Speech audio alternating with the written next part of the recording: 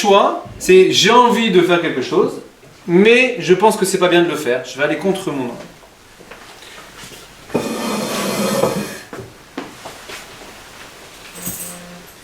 À partir de là, les Chachamim interprètent que tous les événements qui nous arrivent sont justement pour que l'on effectue ces choix. Tout le but, c'est d'effectuer des bons choix. Que ce soit des événements simples, je ne trouve pas les objets que je voudrais trouver, je me cogne, j'ai un problème financier, ou bien des gens qui m'agressent. Tout ça sont des situations qui servent à faire des choix, qui servent à ce que je progresse et que je me construise dans mes choix positifs. Ces choix-là que je vais faire dans le bien, en fait, c'est moi-même qui vais exister et c'est moi-même qui vais décider de comment je veux réagir en bien. C'est ça le but recherché. C'est comme quand vous avez un enfant, vous n'en avez pas encore ou certains peut-être déjà, vous voulez non pas qu'il vous obéisse, mais vous voulez qu'il apprenne à décider à faire des choses bien. Donc vous allez l'orienter, il y a des situations qui vont se présenter et vous voulez qu'il apprenne à gérer les situations. Et des fois même, vous allez lui mettre des épreuves pour qu'il gère la situation correctement. Alors c'est ça ce que Hachem veut de nous. Il nous envoie des épreuves. Les épreuves, ce sont ces situations de choix. Et notre but à nous est de relever l'épreuve et de sortir grandi de cette épreuve en ayant fait le bon choix. Quels sont les critères de choix? Alors c'est ce que la Torah nous explique. Il y a d'un côté au niveau des réactions intérieures qu'on appelle les midot. Je peux réagir avec colère, avec agacement, avec déception, avec tristesse, avec envie, ou alors je peux réagir avec joie, avec assurance, avec sérénité. Donc ça, c'est au niveau des choix intérieurs. Il y a des listes répertoriées. On sait très bien quels sont les choix possibles. Et aussi au niveau des actes extérieurs, eh bien, ce qu'on appelle tout simplement les mitzvot, les averot. Je peux réagir d'une façon constructive telle qu'Hachem me demande, ou bien faire ce que moi j'ai envie. Donc, les agressions qui nous font si mal sont en fait des situations d'épreuve, où on se retrouve finalement face à un choix. Alors, suite à ces principes, je vais revenir sur l'histoire du roi David, et après on dégagera donc concrètement une conduite à tenir. Alors, l'histoire du roi David. Donc quand ce Shimi ben Gera l'a agressé, donc lui il était conscient que c'était un choix. D'ailleurs il l'a dit, dans le texte c'est marqué « Laisse Hachem me parle ». Hachem me parle, ça veut dire je suis en face d'une épreuve et je dois soit améliorer quelque chose, soit corriger quelque chose, soit développer quelque chose, mais laisse, c'est Hachem qui me parle. Lui, il n'a rien à voir dans l'histoire. Et effectivement, quelques années plus tard, quand Shimi ben Gera vient pour demander pardon, il dit « Mais rien à voir avec toi. Moi, c'est Hachem qui m'a parlé. Toi, rien, j'ai rien contre toi. » Et enfin, ce qu'on ne comprenait pas à la fin, quand il demande à son fils de le tuer, eh bien, pourquoi il fallait le tuer? Eh bien, il fallait le tuer parce qu'il y a un mitzvah. Il y a un problème de quand quelqu'un se rebelle contre le roi, ça fait partie du kavod du roi, c'est-à-dire de la position du roi, de ne pas se laisser diminuer. Et donc, il était coupable de mort. Simplement, il ne voulait pas le faire lui-même pour pas que les gens croient que c'est un problème de vengeance. Il n'y a pas de problème de vengeance, c'est un problème de mitzvah, il fallait le faire. Donc son fils qui l'a fait. Alors on va analyser un peu plus finement maintenant chaque étape. Quand on se fait agresser, donc la conduite à tenir elle est claire. Comment je regarde la situation? Donc je peux la regarder avec mes tripes. Waouh, comment il ose me faire ça? Mais c'est injuste, mais c'est pas normal.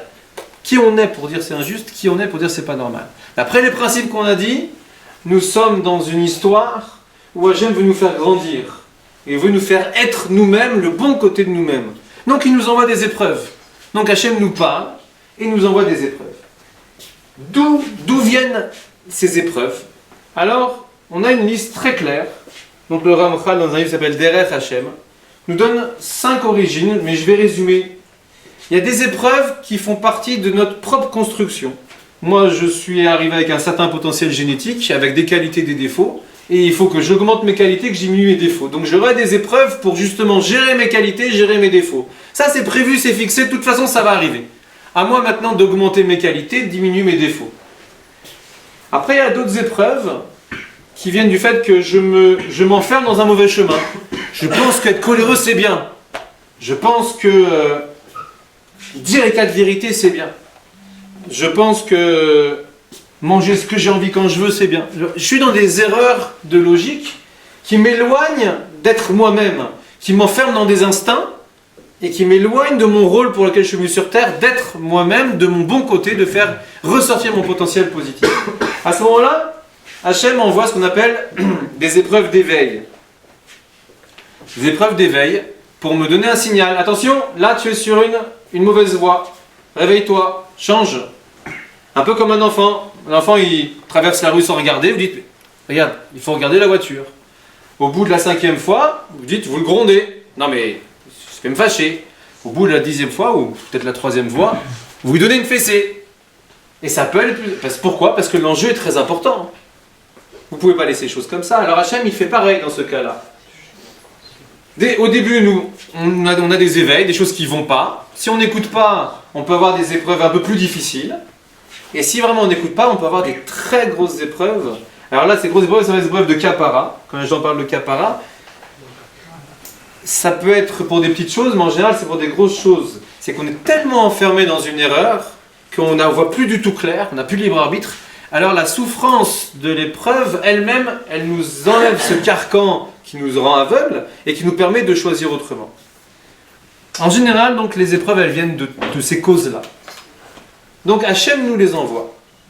Et il y a un principe qui est inamovible, c'est un décret divin. Ça veut dire, c'est une épreuve que moi-même j'ai déclenchée, ou qui me sert à moi-même, et qui est en lien direct avec Hachem. C'est-à-dire qu'on n'est pas dans une triangulaire, l'agresseur, l'agressé et Hachem. On n'est pas dans un binôme, moi, l'agresseur. On est dans un binôme, moi et Hachem. Il y a pas, l'agresseur, il n'entre pas en ligne de compte. Hachem me parle, comme a dit le roi David. Hachem me parle pour me dire, là, tu es complètement dans l'erreur, là, réveille-toi, c'est pas là que tu dois aller, c'est par là. Ou alors, écoute, c'est bien ce que tu fais, maintenant, ça, faut que tu développes un petit peu. Et à nous, maintenant, d'analyser le message que Hachem veut nous faire passer. Alors, pourquoi il ne nous dit pas clairement? Ça serait tellement plus simple. Alors, s'il nous disait clairement, on n'aurait plus de libre arbitre. Et le libre arbitre est fondamental pour l'existence humaine. Si Hachem maintenant nous parle, c'est évident qu'on va l'obéir. Donc ça ne peut pas marcher dans le but de la création du monde, c'est pas comme ça que ça se passe. Donc, le repère qu'on peut avoir, l'allusion qu'on peut avoir, c'est le principe Mida Keneged Mida. Mida Keneged Mida, ça veut dire mesure pour mesure. Dans le domaine où je suis en erreur, c'est dans ce domaine-là qu'on va me pointer le doigt. Par exemple, si je suis quelqu'un qui est un petit peu orgueilleux, qui se met en colère facilement, je vais me faire agresser sans raison par quelqu'un qui va se mettre en colère contre moi, pour m'éveiller à ce problème de colère. Ou bien, si je suis quelqu'un qui ne dit jamais rien, je vais me faire agresser par quelqu'un qui parle trop. Ça peut être aussi parce que, oui, mais toi aussi, il faut que tu parles. C'est-à-dire, il faut être racham. C'est pas que, bon, alors il se met en colère, je me mets en colère. Non, il faut réfléchir quels sont mes manques, quels sont les problèmes que moi j'ai en moi par rapport à une liste que la Torah nous donne. Et à partir de là, on peut commencer à réfléchir sur la raison de l'agression. Quand on réfléchit sérieusement, on finit par trouver quelque chose qui correspond. Et quand on trouve, on se sent apaisé. Pourquoi? Parce que toujours, c'est moi qui suis le point de départ. C'est moi qui suis responsable. Dans un des cas que je vous ai parlé, il y avait une dispute entre voisines. Donc la voisine qui a été très très blessée de la réaction de l'autre, elle a été blessée pendant des années, ça lui a créé une haine terrible dont elle n'arrivait pas à se défaire. Elle a réussi à s'en défaire parce qu'elle a retrouvé ce principe toute seule. Elle s'est dit, c'est moi qui suis responsable. Mais qu'est-ce que je suis allé me mettre copine avec cette dingue? C'est moi la responsable. De toute façon, elle fait ce qu'elle fait tous les jours. Elle est comme ça avec tout le monde. Donc qu'est-ce que je suis allé me mettre dans ses jambes? À partir du moment où elle s'est rendue responsable, ça l'a apaisée. Alors ce serait intéressant, elle ne connaissait pas tous ces principes. D'elle-même, elle a trouvé le système. Et c'est effectivement comme ça. Il faut avoir conscience que chaque épreuve en général et agression humaine en particulier, c'est moi qui suis responsable. Responsable, ça ne veut pas dire coupable. Ça veut dire les cartes sont dans mes mains. De la manière dont moi je vais gérer l'agression va partir. Et d'ailleurs, il faut savoir, quand on souffre de quelque chose, c'est qu'on a une brèche en nous, c'est qu'on a un problème à gérer. Quelqu'un qui est clair, qui est parfait, qui est construit, qui voit les choses en permanence sur les règles de la Torah, il n'est jamais touché par des agressions. Parce que ça ne lui correspond pas. Donc si on est touché, c'est que de toute façon on est responsable, c'est qu'on attire ça et que c'est fait pour nous aider à nous compléter. Donc c'est le premier point, c'est moi qui suis responsable et je dois trouver la raison du message divin. À partir de là, quand on se rend responsable, quand on cherche, alors la personne elle n'a plus d'existence, l'agresseur n'a plus d'existence. C'est moi avec Hachem, Hachem me parle. Alors je n'ai plus ces problèmes de rancœur, de colère, de haine. Au contraire, si on est conscient de ce qui se passe, Hachem il me parle directement, alors on est même rempli d'une certaine satisfaction, d'une certaine sérénité, parce qu'on avance, on voit ce qui ne va pas, on voit ce qu'on peut améliorer, on comprend mieux les choses. Le fait de comprendre amène la sérénité. Au niveau des actes maintenant, comment je vais gérer malgré tout la situation? Alors le roi David nous a donné l'exemple, il y a des mitzvot. C'est pas parce que Hachem me parle en m'agressant. Une certaine question qu'on pourrait se poser, c'est pourquoi ça m'agresse? Pourquoi ça doit passer par la douleur? Alors il faut savoir que la douleur, c'est le remède à l'errance, le domaine à l'enfermement dans une mauvaise voie. Par exemple, on dit qu'un malade, la Shrina elle repose au-dessus de son lit, parce qu'un malade il a le corps cassé.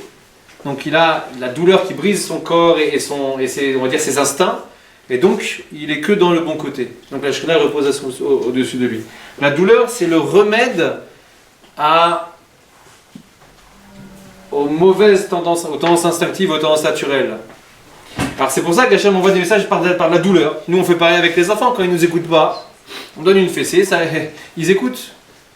C'est le moyen par lequel on arrive à se réveiller si on n'arrive pas à se réveiller soi-même par la réflexion ou par l'étude. Donc, comment on réagit? Roi David nous dit par une mitzvah. Alors réfléchissons. Quelqu'un m'agresse. Il y a plusieurs niveaux de réaction possibles. Alors, l'injurier, j'ai pas le droit. On n'a pas le droit de blesser par la parole. L'agresser, c'est pareil. Le frapper encore plus. Être donc rancunier, être en colère, tout ça, on n'a pas le droit. Alors qu'est-ce qu'il nous reste comme possibilité? Alors quand vraiment on n'a pas le choix, eh ben on évite la personne. Et on travaille sur soi-même pour essayer de comprendre pourquoi Hachem nous envoie ça. Si on a un peu plus de force, on peut voir la personne, mais on se tait, on dit rien. Parce qu'on n'a pas la force de faire plus, mais au moins on arrive à ne pas éviter. Un niveau supplémentaire, on peut faire ce qu'on a mitzvah de Ochiyar Tochiyar. Ça veut dire réprimander quelqu'un. Réprimander, ça veut dire quoi? Réprimander, c'est pas un reproche. La Gemara nous dit on ne peut pas faire de reproche. Personne ne se fait de reproche. Vous dites à quelqu'un, ouais, t'as vu comment c'est fini. Ça part en explosion. Donc reproche, on ne peut pas. Réprimande, oui. J'ai appris il n'y a pas longtemps de Rav Lemel. Réprimande, ça veut dire on exprime la souffrance que ça nous a fait. Voilà. Je voulais te dire, c'est très important par exemple dans un couple ou dans une famille, on ne peut pas dire les choses violemment. On est obligé de dire par réprimande. Réprimande, ça veut dire, là, la phrase que tu as dite m'a fait beaucoup de mal, ou la manière dont tu as agi, ça m'a beaucoup blessé. Ça m'a blessé, je souffre. Ça, c'est une manière de parler à quelqu'un qui nous agresse. Si on a un peu plus de force, on peut... Alors, des fois aussi, on peut carrément mettre le holà. Stop, je ne veux plus te parler. On n'est pas du même monde. Allez, au revoir. C'est déjà aussi une manière de faire la séparation et de se protéger. Mais le mieux après, c'est dans le cadre de la halakha, on parle à la personne. C'est une personne qui, a priori, est dans un cheminement de Torah, qui, a priori, veut s'améliorer, veut progresser. Alors on lui dit, tu sais, moi je sais très bien que ce qui m'est arrivé, je devais le recevoir. L'agression que tu m'as donnée, je devais la recevoir. Maintenant, toi... Ah oui. Avant de développer ça, il faut que je rentre un paramètre en plus. Quand je l'ai dit tout à l'heure, on était donc en binôme avec Hachem. Maintenant, la troisième personne, elle, quel rôle elle a maintenant? C'est pas un simple bâton qu'Hachem prend pour me frapper. C'est pas tout à fait comme ça.